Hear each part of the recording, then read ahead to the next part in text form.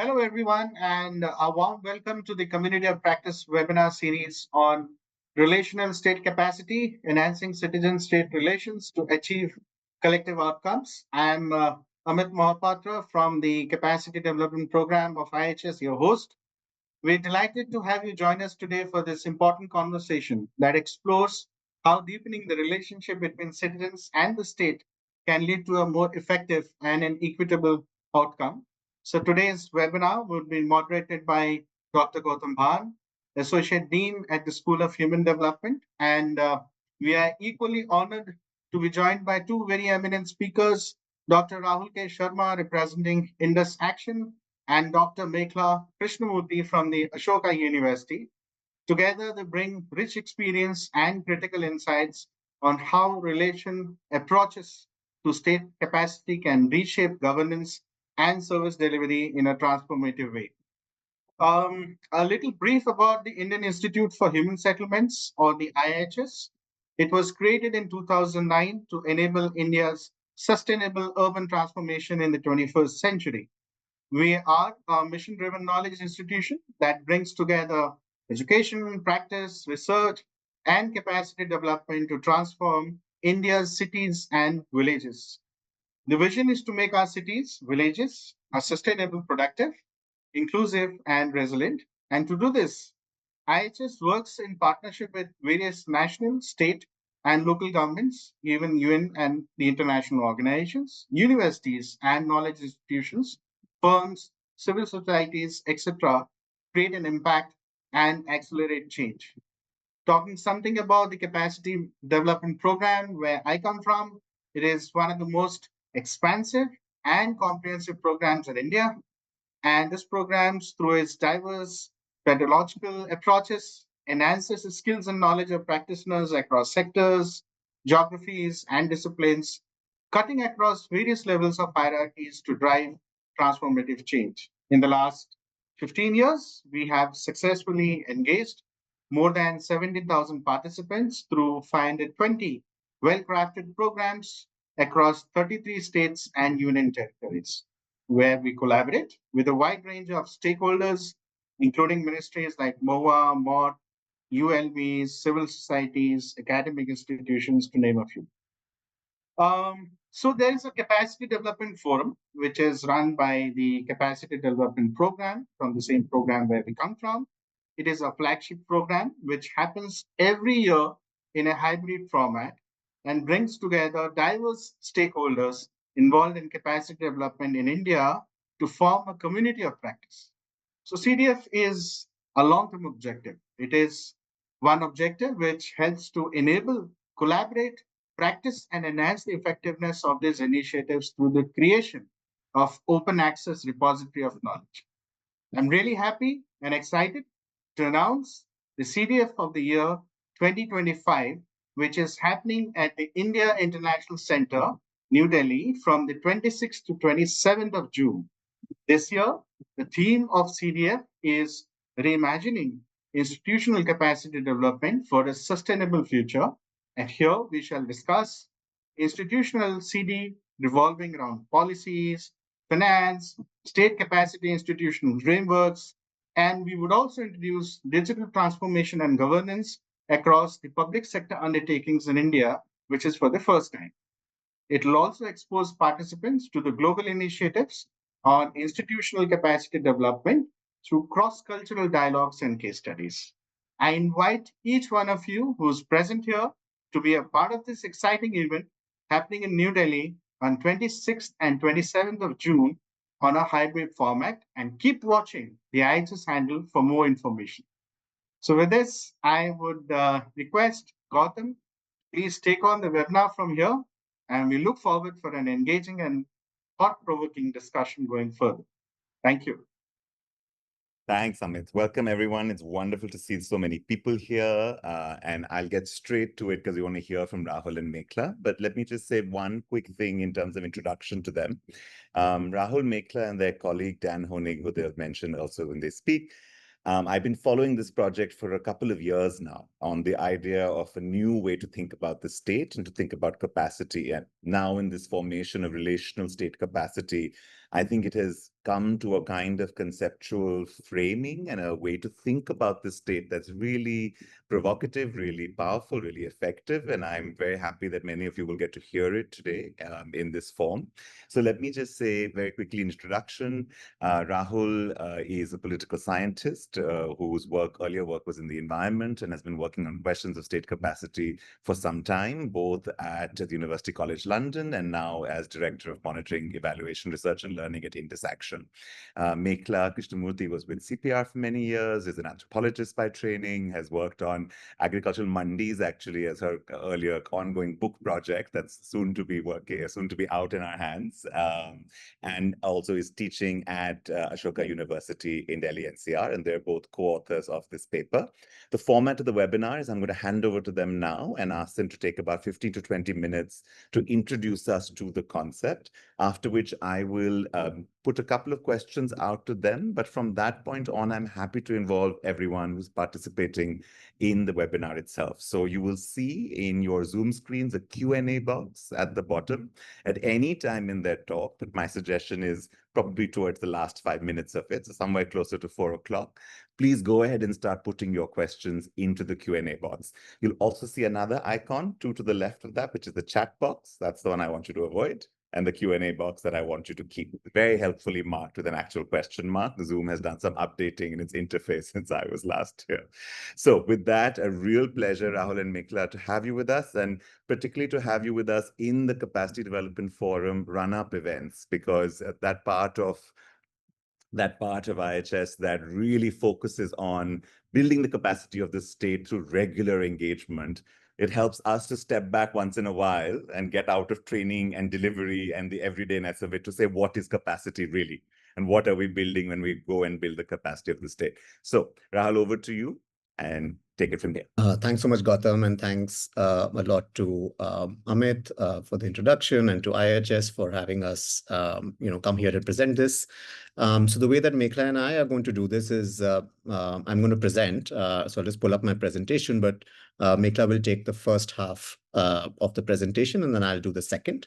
So let me just get the presentation on, and then I will just hand over to Mekhala, and then I will join in a bit. So okay, Rahul, should I'll begin. So first, thank you so much to Amit and Gautam and everyone at IHS, and particularly at the Capacity Development Forum. Part of this is incredibly exciting for us to have a chance to discuss with all of you, and there's such a wonderful collection of people already here. So thank you all for spending the hour with us.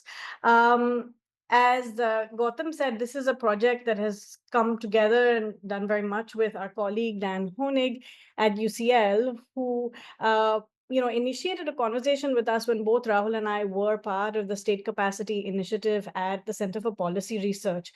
So as we think about institutional memories and like building pathways, we all come from all of these different backgrounds, and this very much took shape at that time when we were thinking through state capacity and what this term is. And it's really interesting actually to be at this webinar with the Capacity Development Forum and this community of practice, because I think this term capacity, and Gautam said right at the end, getting out of trainings. And I know that for all of you, capacity means a lot more than trainings, but often capacity is still so much associated in our minds with ideas of training.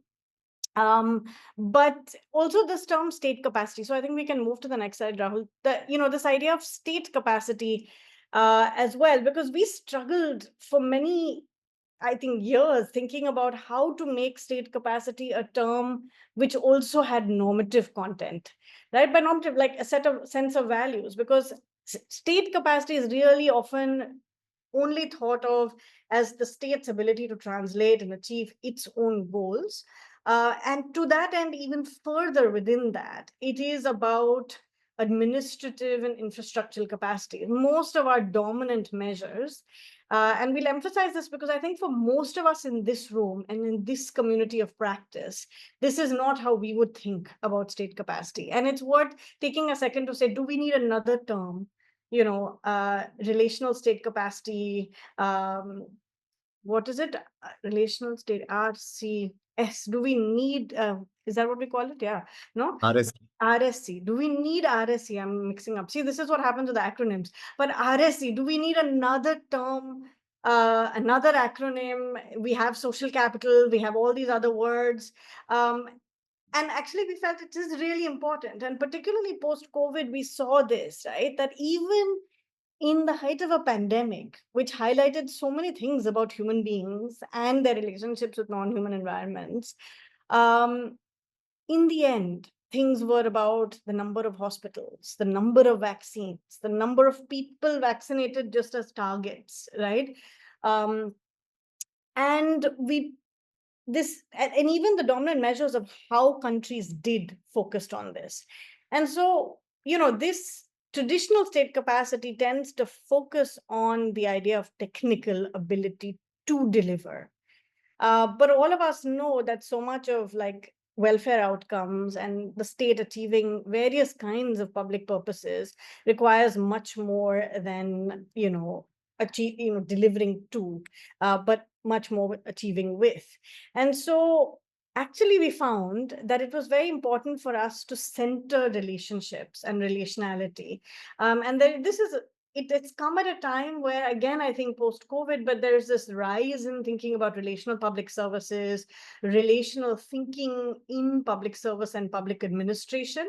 And so it has lots of kinship and adjacency with other terms, but I think it also stands out distinctively in terms of what we're trying to do, both conceptually, but also very practically with this work. So the next slide, Rahul. I'll just take a few minutes to take you through what we learned by re-looking at the state society framing, right? Because relational state capacity is essentially about the quality and character of relationships between citizens and state agents, especially at the front line, but at all levels. And when we put it that way, it obviously takes us to this very rich and very large literature on state-society relations. And we just thought we'd highlight 5 things that we learned looking at this amazing literature, and in a sense, treating the literature as fieldwork to think about what can we learn from it. And the first is that this framing of administrative state, so the state, as we know, when we think about state capacity and society relations, and we say administrative state rather than the state as a political entity here, right? So that's the only distinction we're making. And it tends to overdetermine this distinction between state and society. Right? Rather than thinking about the state and state arrangements, administrative arrangements as also embedded in society, and the state as an arrangement of society or state organizations, it tends to actually accentuate the differences between them. And at most you have these porous borders and boundaries and other things, but it really helps us see them as separate entities. And then what we end up having from the point of view of practitioners who are sensitive to the need to bridge this gap, the call for things like participation, right? Which, of course, all of us have talked about participatory methods. All of us have put the co in front of our terms: co-production, co-governance, collaboration. And that's important, right? Like, I mean, we do it with a very good intention. But for us, if you actually had a society with a strong resource of good relationships, of really strong RSC, we would call co-production just implementation. You wouldn't need the co, right? Co-design would just be planning. Planning itself may be a bit out of fashion, but we are bringing it back. All of us believe in planning. So co-design would just be planning, right? And this impulse to put co or participatory, I think for us, emphasizes and brings to the surface and the underlying problem with the nature of relationships that we're dealing with, right? And so that's why, when we have public hearings, when we have things which are actually about certain kinds of consultation, it also mirrors the fact that we don't have the kinds of relational quality that we need. So the next slide. So that's the first bit that we want to put. The second is actually that all capacity and all state action involves a certain amount of coercion. Even things that we give into quite willingly, something like Jane Mansbridge would call sort of, legitimate coercion. right? So there are degrees of coercion in everything. And unfortunately, or fortunately, I suppose from a citizen point of view, for the state, this degree of coercion always coexists with a degree of weak enforcement. So that's the first point. The state will never be able to fully achieve any of this without people, and then back to that collaboration and all of those questions. It also means that the social contract onward, all contracts with the state, the social contract being the largest of them, are actually always incomplete. And they're going to need a different kind of approach to give that sense of clarity, that sense of credibility, that understanding and assurance that a good contract should provide, right? So there's going to be that element. And for us, the point very linked to that is that it's not just about clarity and credibility in the way that is usually thought about when we think about contract enforcement, because clarity is not about exposure. Unfortunately, when we think about state-citizen relationships, often clarity, the burden of both clarity and credibility falls on the citizen. The citizen must make themselves visible to the state. And we do have certain things like the Right to Information Act and other things where we are looking for clarity and transparency from the state, but that's not quite the same, right? So clarity is not exposing yourself, and credibility is not about putting the burden of proof to the state or the citizen, but predominantly the citizen to say, I do exist, right? And we'll come back to this. So the last 2 points we wanted to highlight is that from this literature, the other thing that we learned and see is that although we actually study a lot of inputs, processes, and outcomes, which include, the ways in which we achieve welfare, sometimes also we achieve organizational purpose, we achieve motivation, right? We're interested in a whole set of questions as people interested in public services, even the better questions, motivation being a really important one, for example, doesn't always think about how does all of this actually affect, transform, or how is it affected by the character and quality of state agent citizen relationships. These relationships between citizen and state agent are kind of like background noise, or they're nice descriptions. So you'll often see a lot of really meaningful and rich description of the relationship, but they're not always taken analytically importantly, as well as they're not really seen as variables of interest, right? How are they actually strengthening outcomes, or how are they being changed by outcomes? And I think in this project, we want to kind of really put that sharply at the center. And then I think finally, and maybe this is something that all of us see most of all, but no matter how much you can give really sharp and interesting scholarly insights on relationships and relationality, they're really no match for the blunt force of top-down targets and reporting. We've all been there, seen the checklists. In the end, it's all about a certain kind of reporting that wins out, right? And I think, there's a wonderful article by Rosalind Iben. We quote it in this paper. I think we can move to the next slide, where some of this is all put together. But in this wonderful paper, she talks about, it's called Hiding Relations, about how when, big external funders, bilateral funders did well on the ground, far away from headquarters and management, they typically did well because of the relationships they were able to forge with local people and with all the various kinds of actors and intermediaries and people who mattered where they were working. But headquarters would keep sending them really interesting monitoring tools and monitoring systems where they had to fill out forms and all of that. And they mostly filled those things out. Those forms didn't make the difference, but they filled them out anyway, right?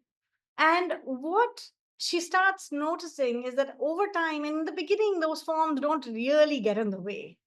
But over time, and particularly in this moment where technology has taken such rapid leaps, it starts actually getting interesting because the forms of monitoring start cramping the quality of relationships. And what Ivan says is that, the people at headquarters aren't doing this maliciously. They're actually doing this because they think that it is the monitoring that is producing better outcomes, not the relationships. And in the paper, we have this analogy that we draw with a torchlight in a cave. And it's like taking a torchlight into a cave and seeing these amazing, beautiful cave paintings. And the more you take the torchlight in, the more you see these paintings. But after a certain point, you start thinking the torchlight produced the cave paintings. And of course, the torchlight didn't produce the cave paintings. The cave paintings were produced in the cover of darkness, in between humans, and thinking about creative action and doing them quietly without being monitored or being exposed. And it's exactly that problem where we start thinking that certain kinds of tools that override discretion, that provide less cover to people, actually less space for relationships, are actually producing better outcomes. And of course, over time, harsh light can fade the cave paintings, and also after a certain point in time, people will move from that site elsewhere. So that's, we have a real challenge with this concept, because it is not actually very amenable to being exposed. These relationships don't get formed in front stage, right? Or directly with sunlight. And so how do we shine a kind of meso light? How do we shine the right amount of light on this kind of concept and practice? So I'll just turn to Rahul to briefly take us through the concept itself. Great, thank you. So just to kind of quickly recap, right? I mean, we've talked about how we started with the idea of state capacity, and state capacity as primarily understood in the form of infrastructure, right? That's how we think about state capacity. And then what Mekhala said, that we've learned from the literature that some of the problems are that relationships have not received the kind of attention that they should, right? And when they have received it in a very particular way, right? As collusion, as sort of, malfeasance in general, right? So it wasn't easy to say, okay, then how do we actually think carefully about relationships and how they add up? And if they add up, can they add up to something that is an aggregate concept that we can call relational state capacity, right? So we think of this as a sort of resource, right? And one of the things that Mekhala said is that this sharp distinction between the state, the administrative state, and society is something that we're trying to break away, right? And call this a societal resource. It's a collective resource because it is built on relationships. So not one part of the state, or sorry, one part of state or society cannot hold it. So it's a latent collective resource. And so what I'll do now is actually just talk about what the model looks like, right? So how do we kind of think about where these micro interactions that you're having as citizens or as state actors with each other and vice versa are adding up in some sense to what we call the concept of relational state capacity. So again, this is the just to kind of reiterate, there's a working paper here that Gautam has put in the chat box. And much more information there. But what we've talked about there is that, this entire thing starts at the level of dyadic relationships, right? That are relationships or interactions rather. Sorry, there are interactions that occur between citizen and state actor and citizen, with one playing, say, a greater role in either of them in terms of, who's approaching whom and what somebody is doing for the other. All of these are different kinds of interactions that happen. And then with citizens talking to citizens and state actors talking to state actors, right? And in that moment, in that interaction, what gets created is a sense of sort of mutual recognition, reciprocity, an understanding of who the other person is, right? And we'll make this clearer through actual examples. Now, once this interaction has happened in a dyad, right, which is between two people, right, it could be a good conversation, right? So you go and you meet a nurse in a hospital, in a public hospital, right? The nurse is particularly helpful.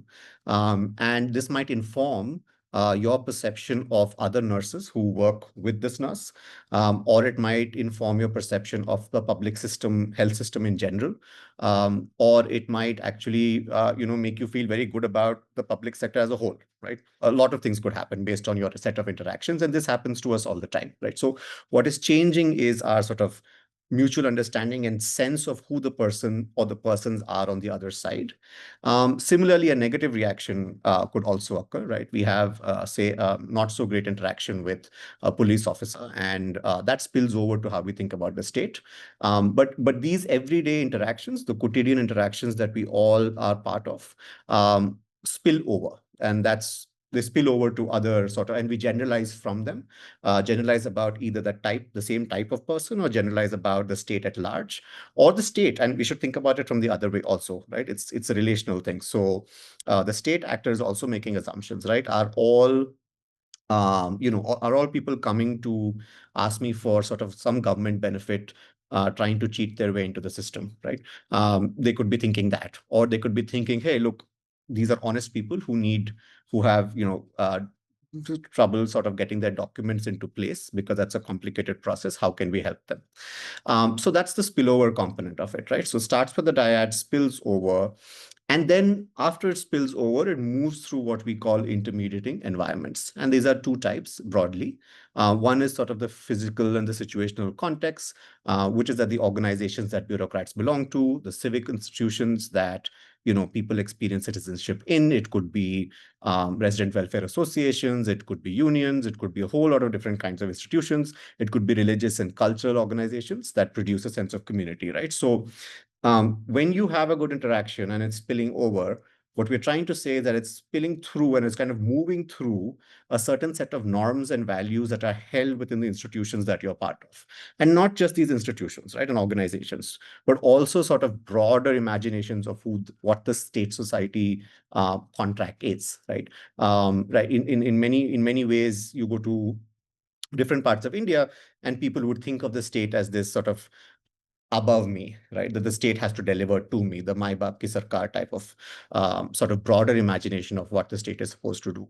But that is different in other contexts, right? So that's the sort of intangible social context that we call social imaginaries.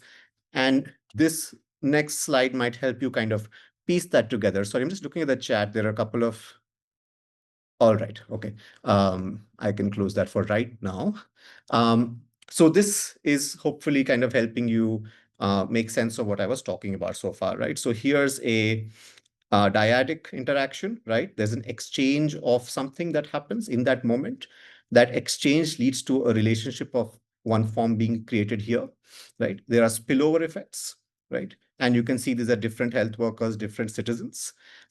These the spillovers then are passing through your intermediary organizations, institutions, and imaginaries. And what you end up with is this stock of relational state capacity, right? And of course, it's much harder to define and to measure than traditional state capacity, which is why perhaps we've not been able to do it so far. And that we measured traditional state capacity, which is you can count the number of buses, the number of workers, the amount of money, right? But if we are going to collectively solve problems, we have to figure out a way to kind of think about how to measure and conceptualize this concept of what a collective stock of capacity looks like. So a few important notes, because some of you must be sort of, there might be some question marks as to what's going on. There are some unanswered questions. I'm trying to address them now, and of course, there's space to talk more later. But just to be clear, we don't mean that every interaction with the state, or that a citizen and the state have, and vice versa, needs to be relational, right? There are many places where I would prefer not to interact with someone. Doesn't matter who the state is, right? I mean, and whether it's the state but for example, passport applications or any other kind of documentation related work. I want to be able to put my documents into the system, have it verified, and come back to me. I don't want to talk to people, because that kind of encountering is the space in which other kinds of things can happen in unequal societies, right? Discrimination, perceptions of who I am, changing how this other person reacts to me, right? And this is something that in India we are very familiar with, that many of us would rather perhaps not approach the state, not approach somebody, a person on the other side, right? But that's not what we're saying. We're saying that even there are certain cases where, of course, there will be a lot of interaction between two people, right? Say the case of an ASHA worker or an Anganwadi worker who goes house to house and has these deep interactions with households. But there are other places where that needn't happen, what we're thinking about and asking for here is a system that recognizes the existence of relationships, right? Recognizes that there are human beings involved in the process, and sort of builds enough leeway in the system for a relationship and sort of the humanizing element of a particular sort of interaction to be recognized. Maybe it's sort of a good time to give an example here. And Mekhala, please, add in if you like to, because you just kind of shared this with me. But we had this recent article that came out about the daughter of a Devdasi who had applied for a passport and has been rejected, right? Now, that's the kind of system that it's a passport, right? So you don't have to kind of meet someone all the time, and you can put in a lot of stuff into an automated system. It goes and comes back, right? But rejecting I'm an going to briefly pop in, Rahul. That's pop in. when you last did a passport. That's not how the passport application happens. But a lot of it, I think you have the interview. Yeah. So the key point there is something like a passport has an element where you put in your forms. Yeah. But you will have to meet a passport official. You'll also get police verification, right? And you'll have both of these elements, which no state is going to do fully automated, right? Our point is that even at the stage where you turn in your documents, relational design is important, right? Because you may forget, there may be mistakes, you may have to improve, you may have to make corrections and turn in a fuller set of documents. That's one. And this is where often people then need intermediaries and other things because we haven't thought through this design.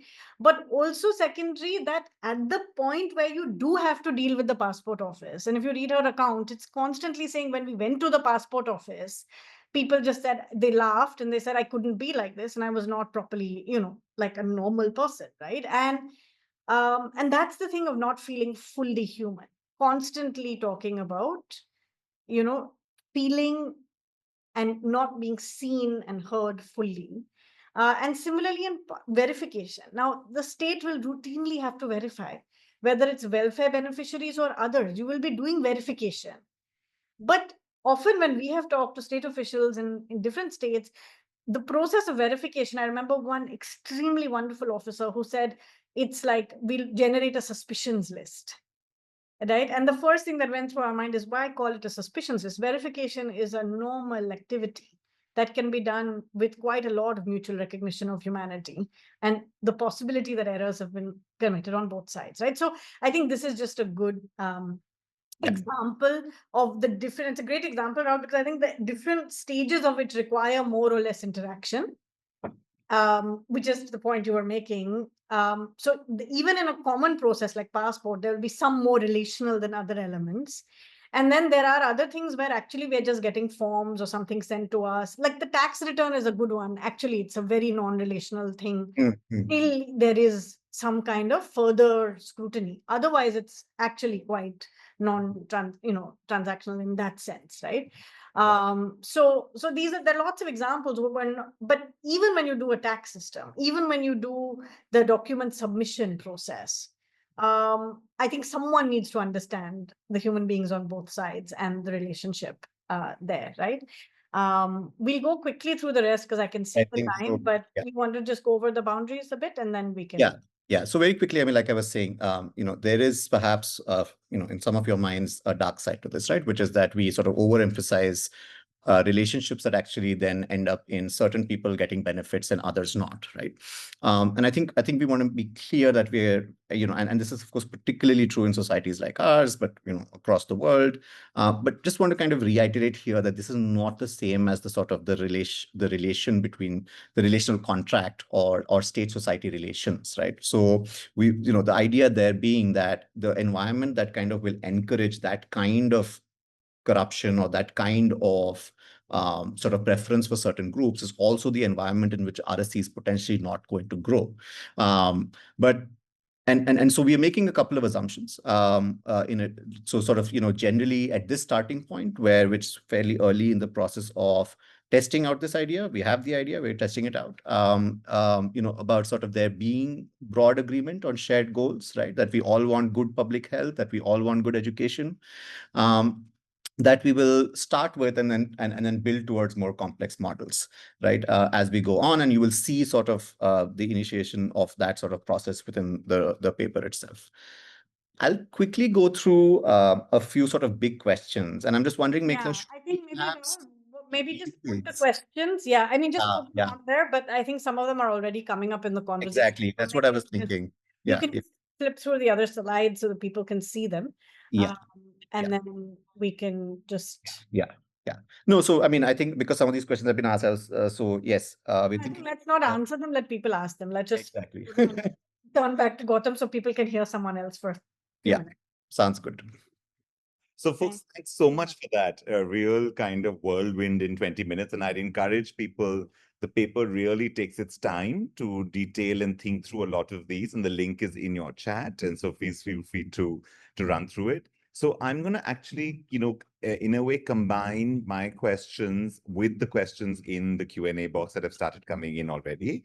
Right. And I think one of the things that, so let me just get to it. And what I'll do is let me give you a couple together, right? And then we can do rounds of that so that we answer more of them and we can also hear the questions themselves. For both of you, you're also able to read the questions in the Q&A box yourself. So it just gives you that. So let me just start with one of mine to you, which is to say, so, when I think a little bit about wielding this concept in practice. And the idea about capacity and its very close relationship to training was also because training gave you the hope, whether right or wrong, that capacity can be increased, right? So it's a stock, you called it. So I just want to think a little bit about that sense of, do you think, what would it mean to kind of build the stock of RSC, build the stock of relationality? Can it in a way be wielded to make our administrative state function better, right? So what is the alternative to training and getting more beds and more officers, which are better paid, the infrastructure story? What does it mean to build a kind of stock of RSC? What would that look like? Rahul, can I come to you first? And then I'll go to Mekhala. Yeah, so I mean, why don't I give an example from one of the state government. This is early conversations that we are having, right? In terms of what the everyday of making this happen looks like, and so I think I you know. I'll give sort of a few sort of different parts of what that very complex intervention looks like. But I think it's about shifting norms on both sides, right? Thinking through how does the bureaucracy view the citizen? How does the citizen view the bureaucracy, right?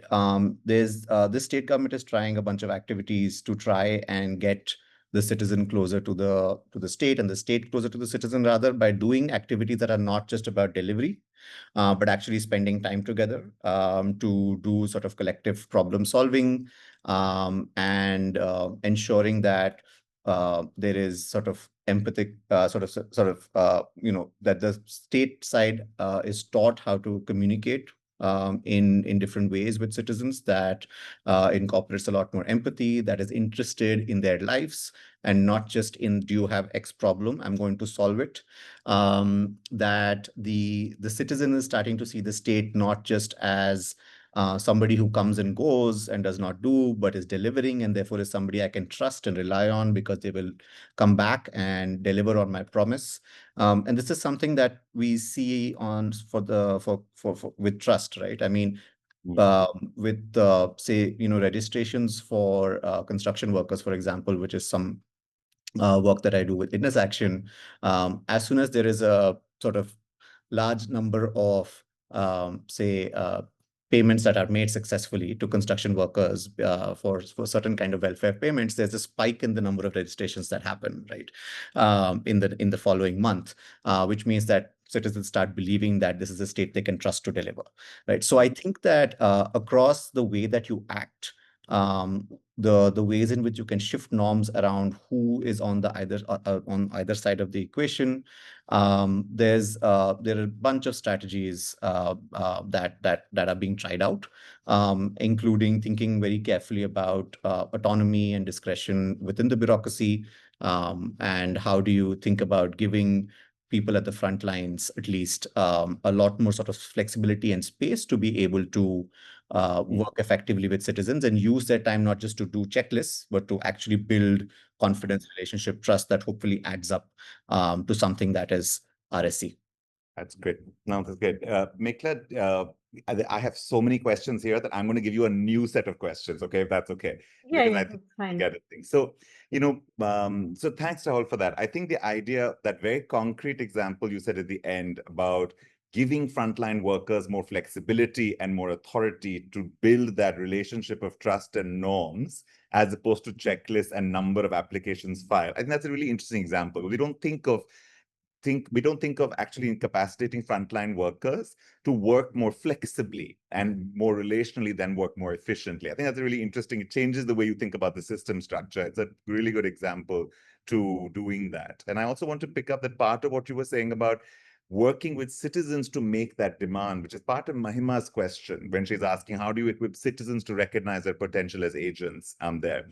Mekhala, there's 2-3 questions here about scale, right? And building relational capacity at different scales. There's Rohit's question about a question of federal structure and relational capacity at central to state question. There's Neha's question about how one locates this concept spatially and institutionally as you build it out.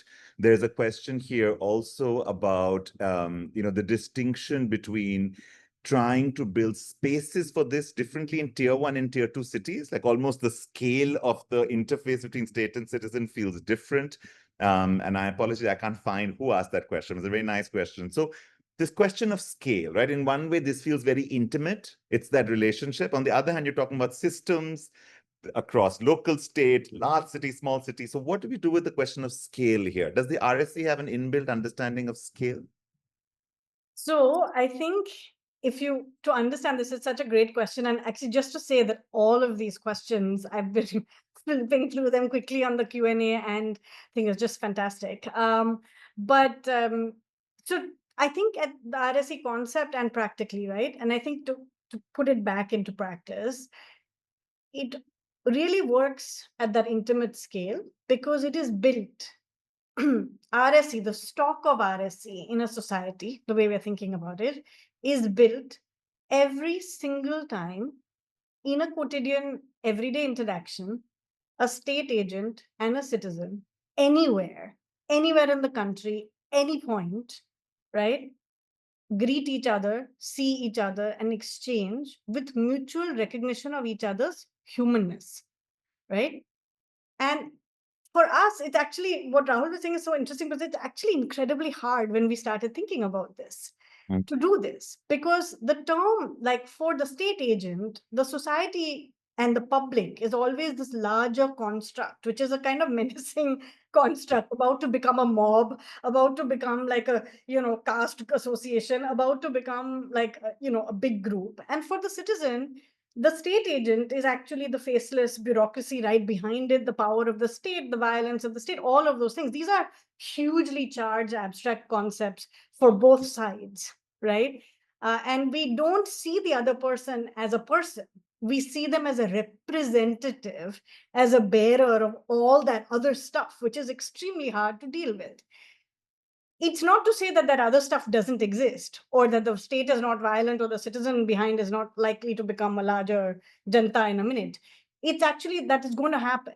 But despite that, in the moment that the two actually choose to see each other as mutually human, somewhere in that well in which relational state capacity is building, a drop falls, right?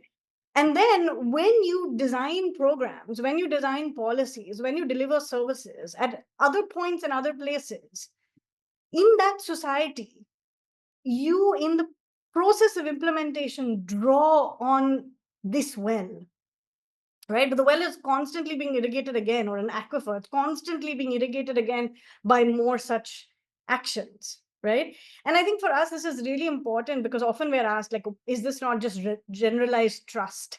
Is this, and Rahul talked about trust, right? And actually, I think a society which doesn't have a great disposition to trust either side may still have high RSC because you recognize mistrust also as a very human thing. Why should Right. you always trust people? Why should you always think the other person is going to die? I don't even trust within in our family also. How much trust we have? Trust is not a great human thing necessarily. I mean, it's a human process, but trust doesn't mean you are human because you trust each other, right? In fact, mistrust is as human as anything else. It means you recognize each other as equal in some fundamental way, right? Mutually equal. And that's what we're saying in such a difficult society, differentiated. Somebody's asked a great question about caste and the quotidian. These are not normal, right? Usually, when we think about personal ties, we think about social ties. We think about, I'm going to behave a certain way to you because I'm related to you, or I'm going to behave a certain way with you because you come from the same caste group as me, or I'm going to gender or whatever, or I discriminate against you because you're from another, right? And what we are saying is actually it's the ability to overcome all that in that relationship, not in spite, despite, but because you are citizen and state agent, because the society and is able to see that the state arrangement, the public service, is a societal arrangement. It is something both of us are choosing to do, right? Both sides, and that's what we're trying to solve our problem collectively. Okay. And so Um, at scale, just to I'll quickly end to say that I think for scale, to me, the intermediary organizations are at all levels, right? And the intermediate organizations are federal, state, local, uh, civil society at the local level, civil society at a national level, cinema, film, everything is intermediating this, right? But Right. the scale at which it gets created is always in that dyadic moment, which then has spillovers and then does other things. And it's Right. always being activated in that direction as well. I don't know if that helped, like, No, it does. And I think it brings up, there are, some of the questions in the state also about corruption, about power, I mean, you are answering that and saying, look, this is trust and mistrust. We can't have a utopic kind of, we're starting from where we're starting, but it's also about the possibility of what one tries to build given the structural power equations we know exist, right? And which also means that there won't only be one type of relation. I think this is important because whenever we hear a new concept, our instinct is to think of its positive potential, right? There's this instinct of thinking of relationality and trust, but violence is also a relation. But it requires a different kind of relationship with the state, a limiting relationship with this. I think it's very tense. I think it's important. But in that context, you also have to trust one arm of the state to enforce the law, to stop that violence, to stop the discrimination. And so there are these multiple ways in which it runs. And that multiplicity is the point that Rahul, I want to go to with the next question that folks are asking here, which is really that I think it would help a bunch of, there's 2-3 questions, Niyoshi's asked it, and anonymous attendees asked it, about the different components of relationality. There's language, there's trust, there's interaction, so is there a time when you were sort of saying, okay, this relational state capacity, there are all these different moving parts to the relation itself, right? So you mentioned the example of going to a primary health center, talking to a nurse, having a good conversation with the nurse. It's sort of an interaction, feeling, instinct almost. It's not trust. You met this nurse once, but there's something. So in the framework, are there sort of different ways in which there are components of relationality? And I'm tacking on one thing given time, which is a bunch of other questions on then measurement, right? Other question here. There's a question here on, would qualitative measures capture this better and getting away from some measures? Or is it possible to measure this at all? It's so subjective, it's so experiential, it's so individualized. So these two parts, are there different kind of component parts to this? And does that also mean that each of these components have a different relationship to measurement or empiricization, or some way to grasp them? Really, it doesn't have to be counting, but some way to grasp and enumerate them. Rahul. No, and that's great. It's just maybe before I answer, I'll just say that this group, the three of us, Mekhala is anthropologist, I'm a political scientist, and Dan is doesn't want to identify as an economist, but actually can end up thinking a lot like one sometimes. So we've tried to come at this with a group that is able to draw on measurement. And so I'm hoping that kind of helps answer the qualitative, quantitative, what is a better way a question. But I'll anyway say more to that. So yes, we have in the paper and talked about a few different ways in which we were thinking about measuring the relationship and the quality of the relationship. So one framework is the relational contract, right? Where we would think about when two people interact and have interacted either once or multiple times. It's usually more useful when people have interacted multiple times, the relational contract concept. Is there the two sort of components of that are credibility and clarity, right? Do people see the other party as being able to deliver in sort of an uncertain future? So the relational contract is not the same as a typical contract that we understand, right? It's an incomplete contract. And that's really the kind of contract that you end up with when you meet for this kind of work. It's not when you meet somebody from the state, or the state meets somebody who's a citizen, it's an incomplete contract because you don't have a sense of what's actually going to happen in the future, in the uncertain future. So relational contracts is one good way to think about it. There's credibility and clarity. And clarity are the terms of the contract. So it's a fairly quantitatively tested measure, mostly in the private organization context. It's one way to think about it. Then there's reciprocity. There's mutual recognition, reciprocity, which are much harder to measure in sort of quantitative terms, but they are terms that have been thought about and in the literature, just kind of what do you call that? Operationalized in various ways. And those are better qualitatively done. We have, you can also ask people about things like spillovers, which is a part of this concept on relationships, right? So if you met X, how did that change your perception of Y? So we can actually also see whether what is happening as a positive moment here is transferring and translating and spilling over. So yes, I think if that helps, that's the sort of few ways, and there are many more, and they're in the paper. And just to get at, yes, completely, we are we're now in the sort of empirical testing phase of this program. It's a 5-year program. We're in year 2. And at this point of time, we have one large sort of mixed methods project where we are doing this, trying to understand relationships in a variety of different ways. We are also doing one of those principal component analysis type of things, which is much more quant. And we might do other ways and come up with other ways, but actually, whoever wants to sort of pick this up and work with it, we'd also invite others to contribute and think about good ways to measure something so complex. Add very quickly to this, both for Gautam and me, because between the political scientists and the economists, they've highlighted all the other methods except the ethnographic. Yes. So I will just mention it, which is we have a lot of ethnography because it's quotidian, it's everyday, it's observational. A lot of it just has to be observed, right? And again and again, and documented and picked up. But also I want to mention for historians who may be here, archival work, because actually the history of society and organizations and events and movements and notebooks and all things that talk about these relationships at other points in time are also really interesting and important, right? So I think there's actually a lot of historical and ethnographic work that complements and also goes into like the kinds of surveys Rahul is talking about. For example, just having the archival and the observational feed into the ways we design the surveys. To ask questions about spillovers to a large number of people, you have to know the words, the terms, the ways in which people are actually talking about these relationships. Similarly with intermediaries and other, social imaginaries. So there are large scale questions you can ask that are informed by these other methods, but then can work together very well with more quantitative survey methods as well. Just a very quick sort of just two finger on that.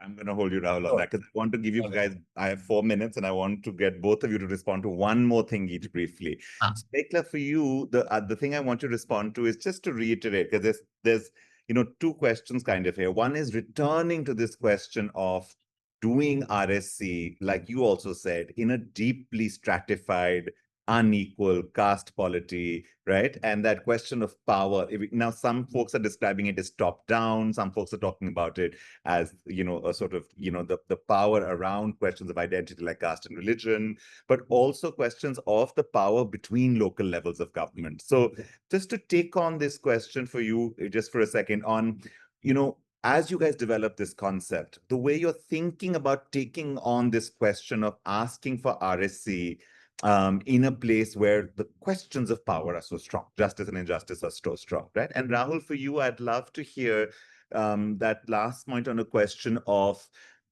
this idea in the beginning, Vanita asked a question saying, well, in a digitized society, is the digital not a form of relation, right? And so just if reflections on digitization, automation, and whether they are just another relation where the RSE concept can be applied, or do they change something about what you're hoping to get out of RSE? So one from each of you, a couple of minutes each, unfortunately, and then I have to close. So Mekhala, first to you.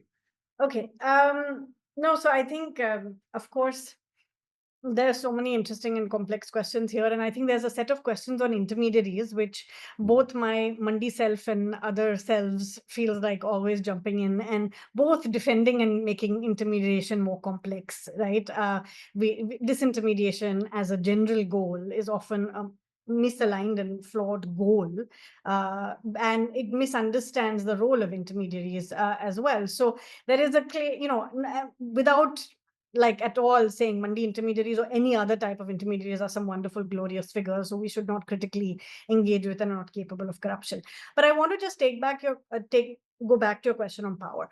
And the way I think about it, it's a very nice question on policy, right? How does top-down policy kind of address this? And I think Pritchett and Woolcock, in that very influential paper on when the problem becomes the solution becomes the problem paper, had that whole thing on different kinds of services, right? And they divided things into things that were transactional and discretionary, and transactional and discretionary, transaction intensive and discretionary. And policy was one of the things that they put under discretionary, but not transaction intensive, right? Which tells us about the top-down thing. We assume policy making is a discretionary thing, but is not very transaction intensive. And I think in a world where you actually had good relational state capacity, I think policy making would be more transaction intensive too, right? It would certainly hear more voices if it was not actively engaging all of them. It would not be performative, right? It would not be, let's do more public hearings, let's do more consultation, let's put things out for people to come and put their views. It would already be attuned, right? There would be a sense of attunement to people's collective understanding, because you would have picked up these interactions would have almost. So policy making would also be drawing on the stock of relational state capacity to do itself differently, right?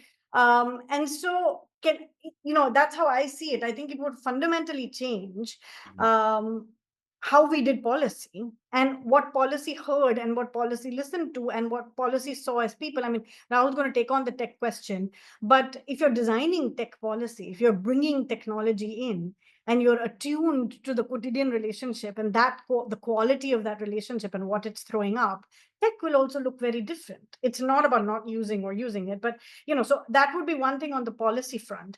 Right. I think on the question of local government versus federal government versus state government, so I think that's actually more about organizational dynamics, right? And the interesting question is a more decentralized form of government one that actually takes decentralization seriously and actually provides the autonomy and the discretion and the resources to decentralized levels of government, likely to build better relational state capacity, and therefore also renegotiate the relationship of power between these levels, right?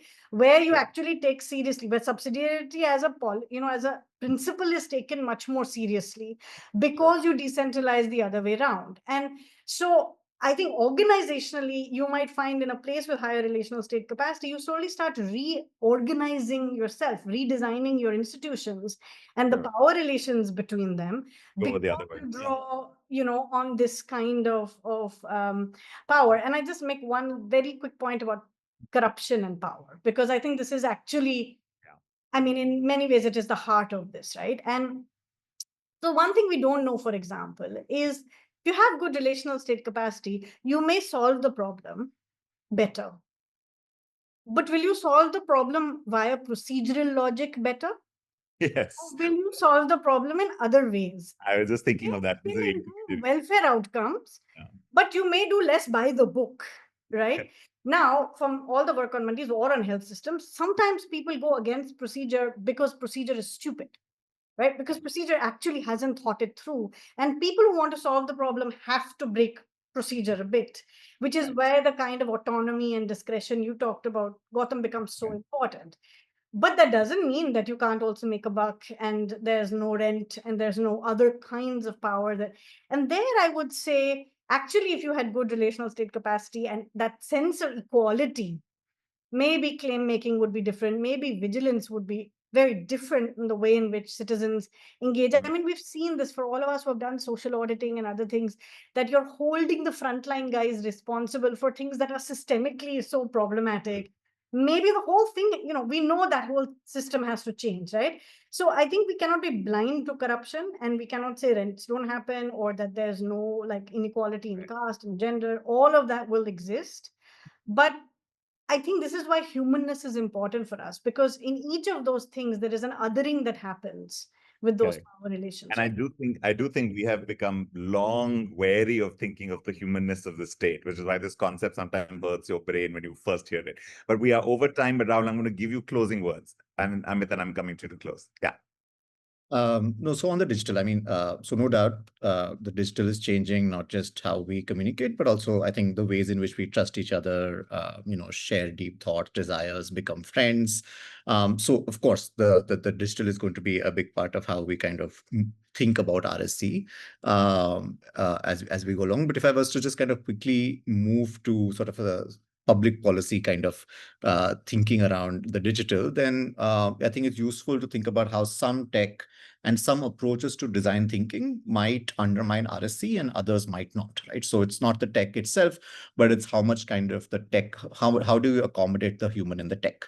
And this is something that, sort of the work that I do at Intersection is a lot about. You think about the citizen's journey to accessing welfare entitlements, and that's a very sort of everyday practical example of tech, but tech being used in ways that does not undermine the possibility of RSC.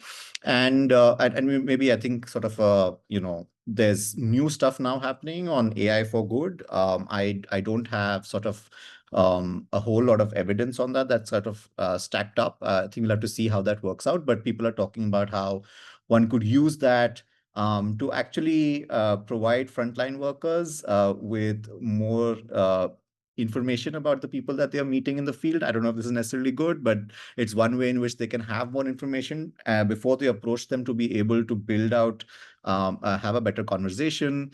It's talking about how it can also reduce the transactional load of tasks on frontline workers, and therefore they can substitute that with more time for relational work.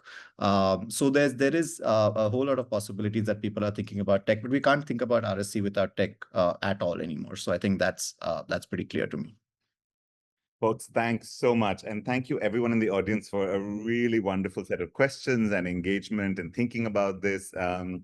These days at IHS, to justify our paychecks, we all have to do a slightly different set of communications. So I'm sorry, but I'm going to hijack this from Amit for a second, just to say that IHS has recently transitioned into the IHS deemed to be university, and that our new master's and PhD programs open this September, and admissions are currently open. So you are familiar with us at ihs.co.in, but this is ihs.ac.in. So any interest, please feel free to reach out either on social medias or on the website. It announces the new programs, and it would be great for you to share this. I'll hand back to Amit to close, but from my side, Rahul and Mekhala, thanks so much for that. Really, really interesting, very provocative. And I think, sometimes when you hear a concept and it makes you kind of go like, but this, that's also really a sign of a concept that has traction and weight and absorptive capacity. So it's wonderful to have it to think with. And I look forward to it in the next few years of your guys' work, reaching out to more places, coming with more evidence from field trials, showing up in different ways, so we can all figure out what to do with it collectively. And I think that's the best thing about new concepts. Yeah. They don't authors at the end. They belong to the public that builds them. So a real pleasure to give this offering to all of us. And Amit, over to you to close. Before Amit, I just want to say thank you for these amazing questions. And if possible, if you could send us, like if we can just copy the chat, because I think this is going to help us We tremendously. can do that. just think through, right, in this phase of research and doing it on the ground. These are just brilliant, brilliant questions. So just to say thank you very much. Yeah. So I think everything is well when it ends well. So on behalf of the organizing team, I would like to extend a heartfelt thanks to each one of you joining us for the webinar on the relation state capacity webinar. A special note of gratitude to our esteemed speakers for sharing the time, insights, and expertise. Your contributions has been really enriching the discussion and provided a very valuable perspective for all the attendees. We also would like to thank the participants for your active engagement and thoughtful questions. And yes, these questions would be shared across with the faculties, which becomes the gap for the research, of course, and the feedback throughout the session. Your presence, participants, and your involvement were the key to the webinar success. I hope you found this session useful and looking forward for your continued participation in the future events. And within the course, please don't forget to follow the IHS handle, especially with the CDF coming on 26th and 27th of June, and share the pamphlet which Gautam had shared for the university to share it across with a diverse group of people wherever and whatever, wherever you can reach out. Thank you so much for being there. Wish you all the best.